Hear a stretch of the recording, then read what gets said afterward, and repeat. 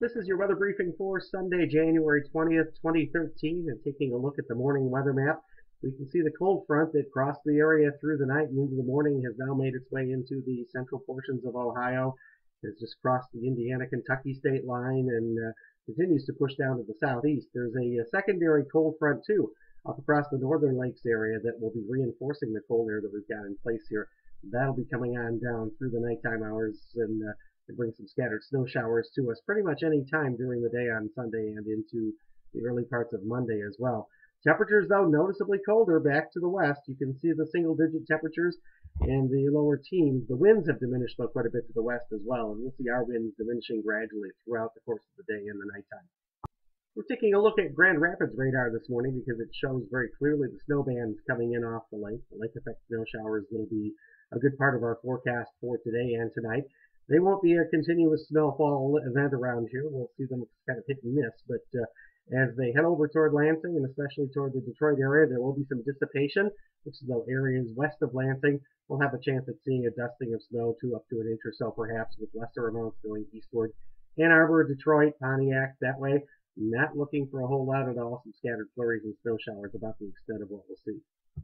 These are some new snowfall reports from around the Grand Rapids area and areas off to the west. And again, we look at this mainly because this will be a trend of what we'll see developing over on the western side of Lansing, over toward the Lansing area throughout the course of the morning and midday and even into the afternoon for that matter. Not a great amount of accumulation at this point rather, but we do stand to see maybe an inch of snow to the west of Lansing and lesser amounts to the east. And so this just verifies the fact that the snow has developed and is slowly but surely headed this way. So there's not a lot of snow in the forecast over the next couple of days beyond the flurries and snow showers, but this map is interesting in that it's a projection that takes us out into Thursday night, where we see a storm system in the computer models wanting to develop down to the south, and it looks as though there's enough cold air in place this time that we would see some accumulating snow from this weather maker, assuming these charts all hold their forecast paths together Thursday night through the day on Friday, that we would see some light snow.